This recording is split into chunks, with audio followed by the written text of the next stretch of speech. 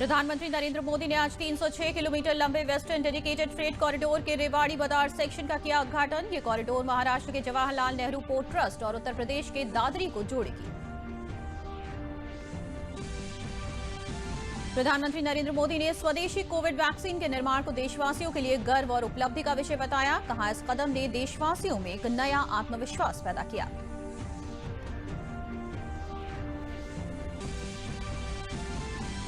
बदायूं कांड में महिला के साथ दुराचार और उसकी हत्या के मामले का संज्ञान लेते हुए मुख्यमंत्री ने कड़ी नाराजगी व्यक्त करते हुए सख्त से सख्त कार्रवाई के दिए निर्देश। एसटीएफ को इस विवेचना में सहयोग देने का दिया निर्देश। और देश के कई राज्यों से बर्ड फ्लू के मामले सामने आ रहे हैं, जिसने सरकार की चिंता बढ़ाई। केंद्र ने राज्यों को नियंत्रण करने के दिए निर्देश। दिल्ली में स्थापित किया गया नियंत्रण कक्ष। केरल में बर्ड फ्लू को घोषित किया गया आपदा।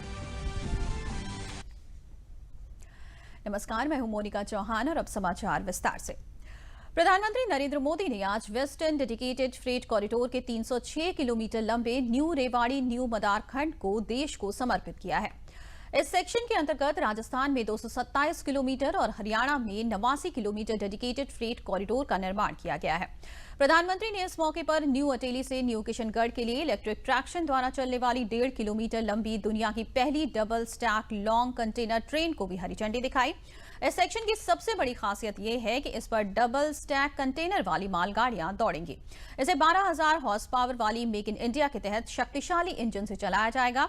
इस सेक्शन के शुरू हो जाने से जहां एक ओर हरियाणा और राजस्थान के किसानों को बड़ा फायदा होगा, तो वहीं दूसरी तरफ रेवाड़ी, मनेसर, नागनौर, पुलेरा और किशनगढ़ के उद्योग धंधों को भी बढ़ावा मिलेगा। प्रधानमंत्री नरेंद्र मोदी ने इस अवसर पर कहा कि डेडिकेटेड फ्रेट कॉरिडोर के इस प्रोजेक्ट को 21वीं सदी में भारत के लिए गेम चेंजर के रूप में देखा जा रहा है। डेडिकेटेड फ्रेट कॉरिडोर के इस प्रोजेक्ट को 21वीं सदी में भारत के लिए गेम चेंजर के रूप में देखा जा रहा है। पिछले 5-6 वर्षों के कड़े परिश्रम के बाद आज इसका एक बड़ा हिस्सा हकीकत बन चुका है। कुछ दिन पहले जो new Bhavpur new Khurja section शुरू हुआ है, वहां मालगाड़ियों की स्पीड 90 किलोमीटर प्रति घंटा से ऊपर तक दर्ज की गई है। जिस रास्ते में मालगाड़ियों की औसत स्पीड सिर्फ 25 किलोमीटर की रही हो, वहां अब पहले से करीब करीब 3 गुना ज्यादा तेज मालगाड़ी चलने लगी है। भारत को पहले के मुकाबले विकास की यही स्पीड चाहिए और देश की ऐसी ही प्रगति चाहिए। प्रधानमंत्री ने इस डेडिकेटेड फ्रेट कॉरिडोर को हरियाणा और राजस्थान की अर्थव्यवस्था के लिए बेहद उपयोगी बताते हुए कहा कि इससे इन राज्यों में खेती और इससे जुड़े व्यापार को तो आसान बनाएगी ही, साथ ही इन दोनों राज्यों के कई जिलों में उद्योगों को भी नई ऊर्जा मिलेगी। हरियाणा और राजस्थान में खेती और इससे जुड़े व्यापार को तो आसान बनाएगा ही, साथ ही महेंद्रगढ़, जयपुर, अजमेर, सीकर ऐसे अनेक जिलों में उद्योगों को नई ऊर्जा भी देगा। इन राज्यों की मैन्युफैक्चरिंग यूनिट्स और उद्यमियों के लिए काफी कम लागत पर राष्ट्रीय और अंतर्राष्ट्रीय बाजारों तक तेजी से पहुंचने का मार्ग खुल गया है। गुजरात और महाराष्ट्र के बंदरगाहों तक तेज और सस्ती कनेक्टिविटी मिलने से इस क्षेत्र में निवेश की नई संभावनाओं को बल मिलेगा। इस मौके पर प्रधानमंत्री ने कोरोना महामारी के खिलाफ भारत में बनाए गए 2 वैक्सीन का जिक्र खासतौर पर किया। पीएम ने कहा कि इस कदम ने देशवासियों में एक नया आत्मविश्वास पैदा किया है। प्रधानमंत्री ने कहा कि कोरोना महामारी के खिलाफ भारत की इस उपलब्धि पर हर भारतवासी का सिर फख्र से ऊंचा हो गया है। कुछ ही दिन पहले भारत ने कोरोना की 2 मेड इन इंडिया वैक्सीन भी स्वीकृत की है। भारत की अपनी वैक्सीन ने देशवासियों में नया आत्मविश्वास पैदा किया है। 2021 की शुरुआत के माहौल में आरंभ से ही भारत की ये तेजी आत्मनिर्भरता के लिए गति, ये सारी बातें देख करके, सुन करके कौन हिंदुस्तानी होगा, कौन मां भारती का लाल होगा, कौन मां भारत को प्रेम करने वाला व्यक्ति होगा जिसका माथा गर्व से ऊंचा न हो। बदायूं में दुष्कर्म के बाद महिला की हत्या के मामले में जिला प्रशासन ने तुरंत कार्रवाई करते हुए 2 आरोपियों को गिरफ्तार कर लिया, जबकि तीसरे आरोपी की पकड़ के लिए 4 टीमें गठित कर दी गई हैं। बदायूं के जिलाधिकारी कुमार प्रशांत ने बताया कि इस जघन्य अपराध में लिप्त सभी आरोपियों पर एनएसए के तहत कार्रवाई की जाएगी और पीड़ित परिवार को अलग अलग योजनाओं में लगभग 20 लाख रुपए की सहायता राशि भी दी जाएगी। इसके साथ ही मृतक महिला के घर में कमाऊ महिला होने के कारण अन्य लाभ भी पारिवारिक लाभ योजना के तहत दिए जाएंगे। एडीजी बरेली जॉन अविनाश चंद्र ने घटनास्थल का निरीक्षण कर घटना में दोषी पुलिस वालों के खिलाफ सख्त से सख्त कार्रवाई करने के निर्देश दिए। एसएसपी संकल्प शर्मा ने बताया कि घटना में दोषी थाना अध्यक्ष को निलंबित कर दिया गया है और तीसरे आरोपी की गिरफ्तारी के लिए उस पर 25,000 रुपए का इनाम भी घोषित किया गया है। इस बीच मुख्यमंत्री योगी आदित्यनाथ ने बदायूं की घटना का संज्ञान लेते हुए संबंधित अभियुक्तों के विरुद्ध सख्त से सख्त कानूनी कार्रवाई किए जाने के निर्देश के साथ ही घटना के संबंध में रिपोर्ट प्रस्तुत करने के भी निर्देश दिए हैं। मुख्यमंत्री ने यूपी एसटीएफ को इस घटना की विवेचना में सहयोग प्रदान करने के लिए निर्देशित किया है।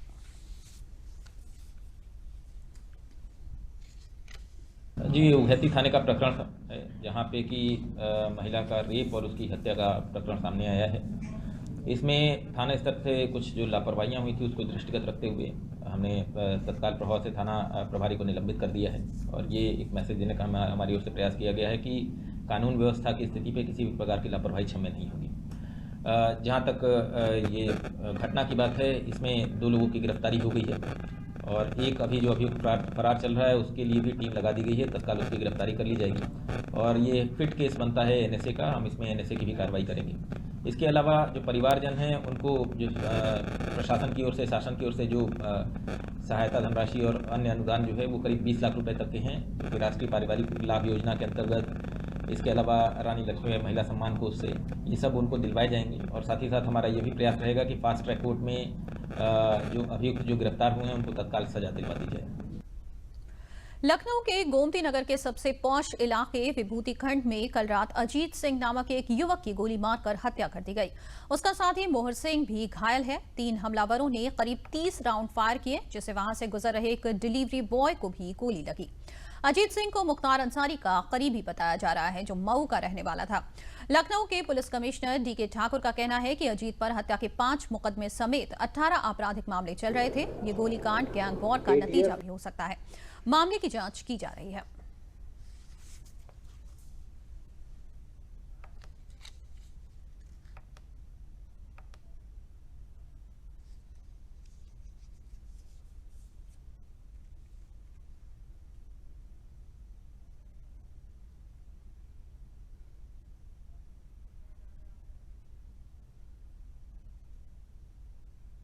ये करीब शाम में 8:30 से 9:45 बजे के बीच विभूतिखंड थाना क्षेत्र में कठौता एरिया में गोलीबारी घटना हुई है, जिसमें मृतक का नाम जो अभी तक ज्ञात हुआ वो अजीत सिंह है, उर्फ अजीत लंगड़ा।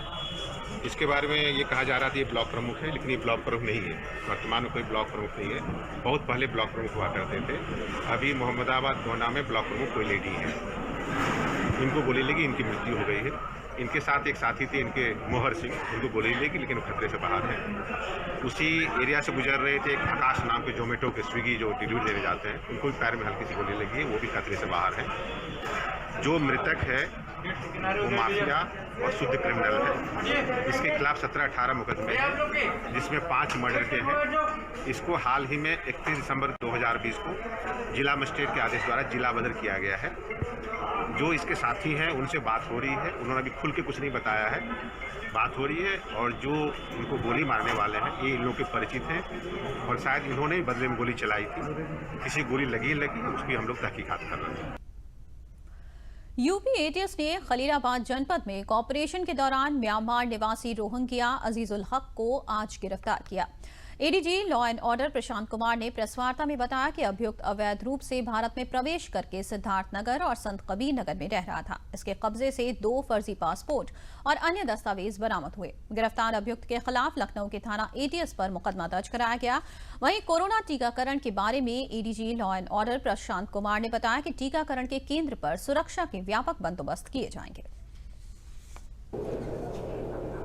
एटीएस उत्तर प्रदेश को वरिष्ठ अधिकारीगण एवं सहयोगी एजेंसियों से आसूचना प्राप्त हुई कि म्यांमार निवासी रोहिंग्या अवैध रूप से भारत में प्रवेश करके सिद्धार्थनगर और संत कबीर नगर क्षेत्र में रह रहा है। यूपी एटीएस द्वारा इस सूचना को विकसित किया गया तो प्रमाणित हुआ कि यह व्यक्ति मूल रूप से म्यांमार का रहने वाला है तथा इसके द्वारा 2 पासपोर्ट फर्जी दस्तावेजों जैसे कि राशन कार्ड, मार्कशीट, प्राथमिक पाठशाला का ट्रांसफर सर्टिफिकेट के आधार पर बनवाए गए हैं। इन पासपोर्ट के आधार पर इसके द्वारा सऊदी अरब और बांग्लादेश की यात्रा भी की गई है। वर्ष 2017 में इस व्यक्ति के द्वारा अपनी मां, बहन और 2 भाइयों को भी अवैध रूप से भारत लाया गया है तथा उनके भी फर्जी दस्तावेज तैयार किए गए हैं। ये भी प्रकाश में आया है कि अजीजुल्लाह के खाते में विभिन्न व्यक्तियों, फर्मों और विदेश से भी काफ़ी मात्रा में पैसा आया है, जिसकी सघन जांच की जा रही है। देश के कई राज्यों से बर्ड फ्लू के मामले सामने आ रहे हैं, जिसने प्रशासन की चिंता बढ़ा दी है। अभी तक 5 राज्यों केरल, मध्य प्रदेश, राजस्थान, हरियाणा और हिमाचल में हजारों पक्षियों, बतख और मुर्गियों के मरने की खबर है। केंद्र ने राज्यों को नियंत्रण करने के निर्देश दे दिए हैं। दिल्ली में नियंत्रण कक्ष स्थापित कर लिया गया है। केरल में बर्ड फ्लू को आपदा घोषित किया गया है। देश में कोरोना वायरस का संकट अभी खत्म भी नहीं हुआ था कि बर्ड फ्लू का खतरा मंडरा रहा है। मध्य प्रदेश, हिमाचल प्रदेश, राजस्थान, हरियाणा और केरल को बर्ड फ्लू ने अपनी चपेट में ले लिया है।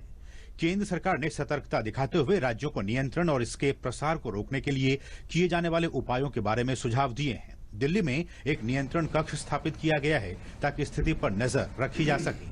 केंद्रीय स्वास्थ्य मंत्रालय ने केरल के कोट्टायम और अलापुझा के साथ हरियाणा के पंचकुला में मल्टीडिसिप्लिनरी टीम तैनात की है। हालांकि ये बीमारी जूनोटिक है, लेकिन इस बात का कोई ऐसा प्रमाण नहीं मिला है कि प्रदूषित पोल्ट्री उत्पादों की खपत के माध्यम से एवियन इन्फ्लुएंजा का वायरस मनुष्यों को संक्रमित कर सकता है। उसके लिए एक कंट्रोल रूम रहता है जिसका वेबसाइट हमारा ओपन है, उस पर सारे गाइडलाइन हैं। एडवाइजरी भी हमने जारी कर दिया है। भारत सरकार अलर्ट है, राज्य अलर्ट है।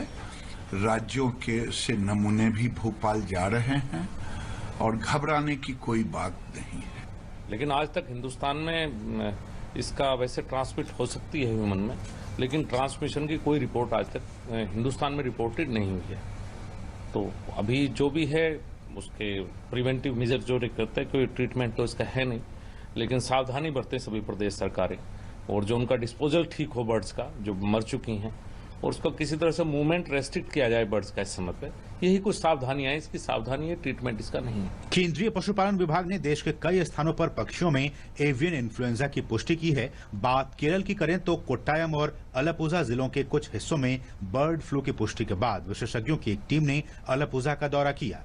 अलापुझा और कोट्टायम जिलों की 5 पंचायतों में बत्तखों के बाड़े में वायरस संक्रमण की पुष्टि के बाद राज्य सरकार की ओर से आपात कदम उठाए और फ्लू को विशेष आपदा घोषित कर दिया गया। We have identified around 10,500 ducklings or birds around the infected area. All the 10,500 will be culled in the next 2 days. Action has already been started, and we have, the process has started yesterday. Post-operative sanitization work will also be completed. Madhya Pradesh में bird flu के मसले पर मुख्यमंत्री शिवराज सिंह चौहान ने आपात बैठक बुलाई, जिसमें राज्य में बर्ड फ्लू से बचाव, रोकथाम और नियंत्रण के प्रयासों की समीक्षा की गई। मुख्यमंत्री ने जिला स्तर पर इस मामले पर निगरानी और मुर्गी फार्म की जांच को लेकर निर्देश दिए। दक्षिण भारत के कुछ राज्यों से सीमित अवधि के लिए मुर्गे आदि का व्यापार प्रतिबंधित रहेगा। वहीं उत्तर प्रदेश के मुख्यमंत्री योगी आदित्यनाथ के निर्देश के बाद पशुपालन विभाग ने पोल्ट्री फार्म, दुकान, बाजार, नेशनल पार्क, अभ्यारण्य, जलाशय पर पक्षियों को लेकर लगातार सर्विलांस करने के निर्देश दिए गए हैं। चिंता की जरूरत नहीं है, लेकिन कोई भी पोल्ट्री फार्म में अभी हमने रैंडम चेक करने के निर्देश दिए। ये बीमारी नहीं है। मैंने कलेक्टर्स को निर्देश दिए हैं कि जिले में जितने भी पोल्ट्री फार्म हैं उनके संचालकों से बात करके पूरी गाइडलाइन जारी करे।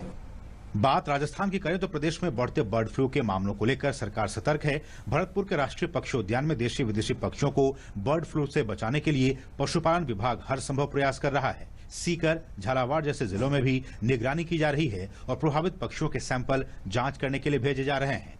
आने वाले समय में हम इसकी रोकथाम कर पाए। जहां जहां भी जगह चिन्हित होती है वहां इस संक्रमण को रोकने का हम पूरा प्रयास करेंगे। एक तरह से जैसे कोरोना में हम स्प्रे करते थे, तो जहां भी ये पाए जाते हैं उसके 1-1.5 किलोमीटर के अंदर पूरा स्प्रे करके फिर इस वायरस को खत्म करने का काम प्रदेश की सरकार करेगी, विभाग करेगा। वहीं हिमाचल प्रदेश में अब तक प्रवासी पक्षियों की मौत का आंकड़ा 2700 को पार कर चुका है। कांगड़ा जिला प्रशासन ने पौंग बांध से सटे जिले के 4 सब डिवीजनों में मछली, पोल्ट्री उत्पादों की बिक्री पर भी रोक लगा दी है। हरियाणा में भी कई पोल्ट्री पक्षियों की मौत हो चुकी है। 5 राज्यों में बर्ड फ्लू के मामले सामने आने के बाद कई और राज्यों ने निगरानी बढ़ा दी है। केरल के पड़ोसी राज्य तमिलनाडु ने सीमा पर बचाव के प्रबंध करने शुरू कर दिए हैं। हिमाचल प्रदेश के पड़ोसी राज्य उत्तराखंड में भी मंगलवार को अलर्ट जारी किया गया। प्रदेश के सभी वन प्रभागों को बर्ड फ्लू को लेकर अलर्ट रहने और सतर्कता बरतने के लिए कहा गया है। गुजरात में भी पशुपालन विभाग को अलर्ट पर रखा गया है। भारत में एवियन इन्फ्लुएंजा का पहला प्रकोप 2006 में सामने आया था। भारत में मनुष्यों में अभी तक इसके संक्रमण का पता नहीं चला है। भारत में ये बीमारी मुख्य रूप से प्रवासी पक्षियों द्वारा फैलती है, जो सर्दियों के महीनों में यानी सितंबर अक्टूबर से लेकर फरवरी से मार्च महीने तक भारत में आते हैं। फिलहाल खतरे और डरने की जरूरत नहीं है, लेकिन निगरानी और सावधानी बहुत जरूरी है। बढ़ते हैं समाचारों में आगे। भारतीय सेना में महिला मिलिट्री पुलिस के 100 पदों के लिए आगामी 18 जनवरी से लखनऊ के एएमसी स्टेडियम में भर्ती प्रक्रिया शुरू होगी। इन पदों के लिए ऑनलाइन लगभग 86,000 महिला अभ्यर्थियों ने आवेदन किए थे, जिनमें से 6,000 महिला अभ्यर्थियों को भर्ती प्रक्रिया में शामिल करने के लिए चयनित किया गया है। इन चयनित अभ्यर्थियों के फिजिकल और मेडिकल टेस्ट 18 से 21 जनवरी के बीच किए जाएंगे। ये जानकारी आज लखनऊ में army headquarter recruiting zone Uttar Pradesh और उत्तराखंड के मेजर जनरल NS राजपुरोहित ने पत्रकारों को दी। उन्होंने बताया कि प्रतिदिन लगभग 2000 अभ्यर्थियों को बुलाया गया है। इस भर्ती प्रक्रिया में उन्हीं अभ्यर्थियों को शामिल किया जाएगा जो अपना कोविड टेस्ट किसी भी सरकारी अस्पताल से 48 घंटे पहले का लेकर आएंगे। 18 तारीख को हमारे जितने जो 6 ARO ऑफिस हैं यूपी के, उन 6 के 12-13 डिस्ट्रिक्ट आते हैं हर एक के अंदर। उसी हिसाब से ग्रुप बनाए गए जिससे कि ध्यान रखते हुए कि एकदम भीड़ ना हो और एकदम शॉर्ट लिस्ट है। तो पहले दिन हम अमेठी और आगरा जो हमारे ARO हैं, जो आप मैं बता सकता हूँ कि जो डिस्ट्रिक्ट उनके आसपास के 12-13 डिस्ट्रिक्ट दोनों के वो होंगे। और नेक्स्ट डे हम लखनऊ और मेरठ AROs का करेंगे और 20 तारीख को हम जो है अपने उत्तराखंड और वाराणसी को लेंगे और 21 से फिर उनका मेडिकल चेकअप वगैरह शुरू करेंगे। जैसा कि आप जानते हैं सबसे आज की तारीख में इस समय में है वो है कोविड का, तो हमने 48 घंटे पहले का कोविड सर्टिफिकेट मांगा उनसे। No risk certificate government hospital से भी मांगा है, उनके बोला लेके आए। Mask, social distancing, face shield जो कॉन्टैक्ट वो, sanitiser, PPE kit, hand washing facilities, thermal screening सबके इंतजाम किए हुए। फर्रुखाबाद के क्रिश्चियन इंटर कॉलेज में किसान कल्याण मिशन कार्यक्रम का आयोजन किया गया। कार्यक्रम में सम्मिलित हुए किसान को नगर विधायक, जिलाधिकारी सहित कृषि विशेषज्ञों और कृषि वैज्ञानिकों ने बहुमूल्य जानकारी दी। सदर विधायक मेजर सुनील दत्त द्विवेदी ने किसानों से गौ आधारित जीरो बजट प्राकृतिक खेती करने के संबंध में विस्तृत जानकारी के साथ साथ प्रदेश सरकार द्वारा किसानों के हित में चलाई जा रही योजनाओं की जानकारी दी। इस अवसर पर मिशन शक्ति कार्यक्रम के अंतर्गत 11 महिला समूहों को अच्छा कार्य करने के लिए रिवॉल्विंग फंड के प्रमाण पत्र देकर सम्मानित किया। रोटावेटर कृषि यंत्र से लाभान्वित होने वाले 5 किसानों को भी प्रमाण पत्र वितरित किए गए। विशिष्ट किसानों को शॉल उड़ाकर सम्मानित भी किया गया। जो कृषि विभाग की योजना है वो सब पहले आओ पहले पाओ नीति पे उनको भी वहाँ पर भी उनको रजिस्ट्रेशन कराना होता है, तो इसमें केवल लेने की कोई बात नहीं। देखिए अभी वर्तमान में सबसे अच्छी योजना KCC को लेके आई है गवर्नमेंट। अभी तक भी क्या हो रहा था कि बैंक से लोग बहुत परेशान थे। करना है किसान को अपना आधार कार्ड उस ऑनलाइन रजिस्ट्रेशन के साथ लगाना है और बैंक का अकाउंट देना है, और इसके अलावा उनको कुछ नहीं देना है। ऑनलाइन ही उनको हमारे पास सूचना आ जाएगी, तो फिर हम उनकी समीक्षा करेंगे। तो निकट भविष्य में इससे बहुत किसानों को लाभ होगा। ये सम्मान से मुझे तो प्रोत्साहन क्या मिलेगा, मैं तो कर ही रहा हूँ, और किसानों को लगेगा कि हाँ अगर इन्हें पुरस्कार मिला है तो आने वाले समय में मुझे भी पुरस्कार मिल सकता है। तो एक स्वस्थ प्रतिस्पर्धा की शुरुआत हुई है। अलीगढ़ में नारी सशक्तिकरण और महिलाओं को आत्मनिर्भर बनाने के लिए प्रदेश सरकार की अनूठी पहल के चलते राष्ट्रीय ग्रामीण आजीविका मिशन के तहत स्वयं सहायता समूह की महिलाएं घर घर जाकर बिजली का बिल वसूल रही हैं। इसके लिए बिजली विभाग और NRLM के बीच करार हुआ है, जिसमें महिलाएं घरेलू, व्यावसायिक समेत सभी तरह के बिल वसूल सकेंगी। 20 रुपए प्रति बिल के हिसाब से उन्हें मानदेय मिल रहा है। इस कार्य में समूह की 155 महिलाएं ग्रामीण इलाकों में घर घर जाकर बिजली का बिल जमा कर रही हैं। ग्रामीण इलाकों में बिजली का बिल जमा करने का कार्य महिलाओं को सौंपा गया है। समूह की महिलाओं का कहना है कि इस कार्य से उन्हें प्रति महीने की 5 से 6 हजार रुपए की आमदनी हो रही है, जिससे उनका और परिवार का खर्च आसानी से चल रहा है। वहीं उपभोक्ताओं का कहना है कि बिजली बिल के लिए पहले लाइनों में लगना पड़ता था, महीनों बिजली बिल भी नहीं आता था, अब घर बैठे ही बिजली बिल जमा भी हो रहा है। हम जो बिजली का बिल जमा होता है उसी पे कार्य कर रहे हैं, जो मोदी जी ने दिया है NRLM की तरफ से। NRLM की तरफ से जो काम दिया है, बढ़िया काम दिया है हमें सर ने। और जो भी है 1000 बिल मिलते हैं ग्राम पंचायत के हिसाब से ही।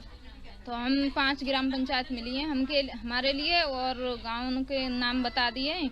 और जो भी है 1000 बिल जो मिलता है उसके परसेंट से 20 रुपये परसेंट के हिसाब से महीने में हो जाता है हमारा 6000 रुपये का। मोदी जी को धन्यवाद। तो बढ़िया है सर, जब रोजी रोटी मिल रही है तो बढ़िया ही धन्यवाद है मोदी जी के लिए। इस समय हम बिजली के बिल जमा करने का काम करते हैं। हमें NRLM की तरफ से मोदी जी ने ये रोजगार दिलाया है। इससे हमारे गांव की पंचायत में 2 दीदी चुनी गई हैं। हमें 1000 मीटर दिए गए हैं। उनमें से हम 330 बिल जमा कर चुके हैं, और इससे हमें फ़ायदे भी हुए हैं। रोजगार मिला है, आर्थिक स्थिति में भी सुधार आया है। हमारा घर परिवार ठीक चल रहा है। जब हम ये रोजगार करते रहेंगे तो हमारी स्थिति में सुधार आएगा और बच्चे भी खुशहाल रहेंगे। बढ़िया व्यवस्था है साहब, सरकार ने जो है बढ़िया व्यवस्था कर दी है, महिलाओं को रोजगार दिया है, और हमारी जो है घर बैठे ही बिल चले जाते हैं। पहले बिल इकट्ठे होते रहते थे, अब जो महीने के महीने बिल आ रहे और घर से ही पेमेंट हो जाता है। राष्ट्रीय ग्रामीण आजीविका मिशन के अंतर्गत जनपद अलीगढ़ में जो स्वयं सहायता समूह बनाए गए हैं, माननीय मुख्यमंत्री जी के दिशा निर्देश में इसके लिए शासनादेश जारी हुआ है कि इन महिलाओं के लिए भी रोजगार के लिए समूह की महिलाओं को एजेंट बनाया जाए और विद्युत बिल बकाया की वसूली हो। इसमें जो 2000 से कम के बिल हैं उसकी वसूली पर 20 रुपये है, और उससे अधिक के जो बिल हैं उस पर 1% वसूली का चार्ज कमीशन के तौर पर इन महिलाओं को मिलता है।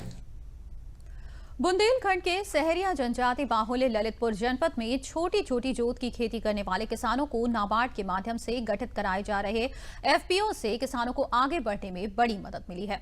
बिरधा विकासखंड के एरावनी गांव में साई ज्योति संस्था के सहयोग से संचालित पहचान किसान उत्पादक संगठन के 500 सदस्यों को कृषि विभाग की अनुदानित फार्म मशीनरी बैंक योजना से महंगे कृषि यंत्रों का लाभ भी मिलने लगा है।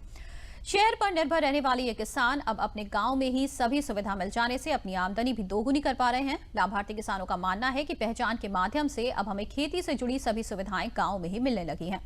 हम लोगों की महंगे कृषि उपकरण रखने की हैसियत नहीं थी, लेकिन आज प्रधानमंत्री मोदी जी की बदौलत हम लोग भी खेती के साथ साथ बागवानी का काम करके अतिरिक्त आमदनी का लाभ उठा रहे हैं। जहाँ एरावनी में एक पहचान केंद्र खुला है, उसमें सारी सुविधाएं सरकार ने हमें दी हैं, जिसमें ट्रैक्टर और प्लाऊ, रोटावेटर जैसी मशीनें आई हैं। पहले हम लोग काफ़ी परेशान थे, अब हमारे यहाँ सारी सुविधाएं आ गई हैं, ऐसे हम समय से खेती कर लेते हैं। इसलिए हम प्रधानमंत्री मोदी जी को धन्यवाद करते हैं। पहचान केंद्र से हमको जो सामान मिला है इससे हम लोग खेती करते हैं, अच्छी उपज भी पाते हैं। रोटावेटर है, सुपर सील्डिंग है, थ्रेसर भी है, पिलाऊ भी है। हमको जो सामान मिल गया इससे हम लोग अच्छी खेती करते हैं। हमारे गांव में ना ट्रैक्टर था ना कुछ नहीं था, इसलिए श्री मोदी जी प्रधानमंत्री जी ने हमारे लिए जी सामान दिया है, हम लोग अच्छी तरह से खेती करते हैं। इसलिए मोदी जी प्रधानमंत्री जी को धन्यवाद देते हैं। लिए जैसा कि भारत सरकार की मंशा रही है कि 2022 तक किसानों की आय वृद्धि हो जाए, दुगनी हो जाए, तो इसके लिए सरकार ने बहुत सारे प्रयास आने वाले समय में एफपीओ के गठन के लिए 10,000 का टारगेट रखा है, उसी क्रम में है।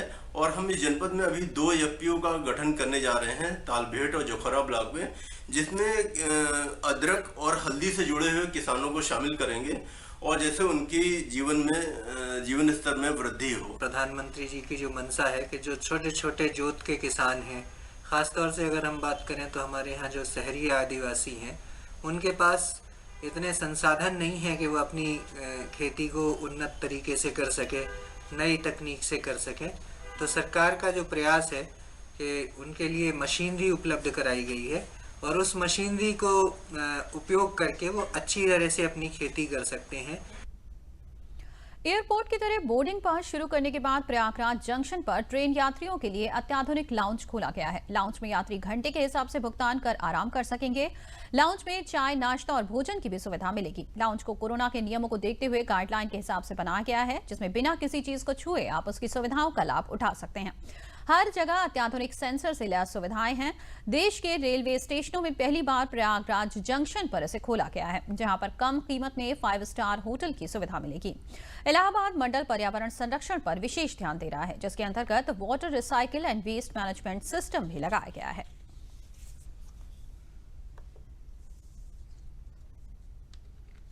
जो हमारा ये लाउंज है, लग्जरियस ट्रैवलर लाउंज जो है, ये ऑल ओवर इंडिया में पहली बार बना है। जो भी व्यवस्था हमने की है फॉर द पैसेंजर्स, वो आज तक किसी भी ट्रैवलर लाउंज में नहीं। कोविड को देखते हुए हमने यहाँ पे ऐसे सिस्टम्स लगा रखे हैं कि आपको कहीं पर भी हाथ टच करने की ज़रूरत नहीं है। जो भी टॉयलेट्स हमने दिए हैं उसमें कहीं से भी आपको हाथ नहीं टच करना पड़ेगा। सारा का सारा सेंसर बेस्ड सिस्टम है सब कुछ। प्लस जो भी कस्टमर बाहर से अंदर आता है सबसे पहले सैनिटाइज होता है, उसके बाद ही कुछ उसको दूसरे उसमें जा सकता है। ये हमारा जो लाउंज है ये 2 फ्लोर्स में है, एग्जीक्यूटिव और प्रीमियम लाउंज। बिल्कुल अमेजिंग व्यवस्था। मैं मतलब कानपुर से आया, ट्रेन से मुझे ये लॉन दिखा, मैं अंदर आया, देखा पहले सब मतलब एक ऐसी व्यवस्था थी यहाँ। मैं गया, देखा इसका वॉशरूम, देखा बिल्कुल बेस्ट वॉशरूम था। मतलब मैं सोच भी नहीं सकता था कि रेलवे स्टेशन में ऐसा कोई लॉन होगा। किसान कल्याण मिशन के अंतर्गत सोनभद्र जिले के विभिन्न विकास खंडों में किसान मेला और प्रदर्शनी का आयोजन किया गया। प्रदर्शनी में विभिन्न अंचलों से आए किसानों ने अपने अपने उत्पादों का न सिर्फ प्रदर्शन किया, बल्कि आए हुए अन्य लोगों को इन उत्पादों की गुणवत्ता और बेहतर उत्पादन की तकनीक भी बताई।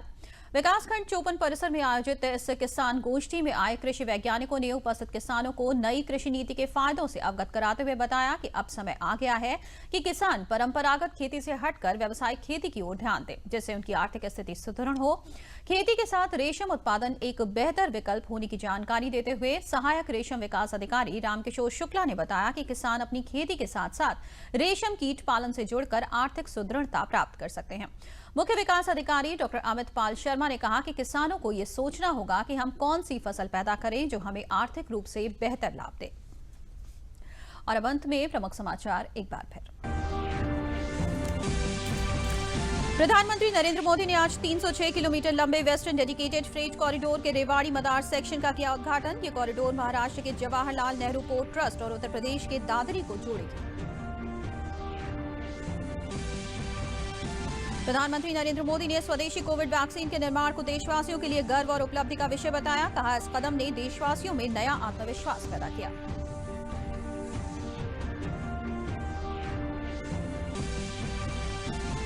बदायूं कांड में महिला के साथ दुराचार और उसकी हत्या के मामले का संज्ञान लेते हुए मुख्यमंत्री ने कड़ी नाराजगी व्यक्त करते हुए सख्त से सख्त कार्रवाई के दिए निर्देश। एसटीएफ को इस विवेचना में सहयोग देने का दिया निर्देश।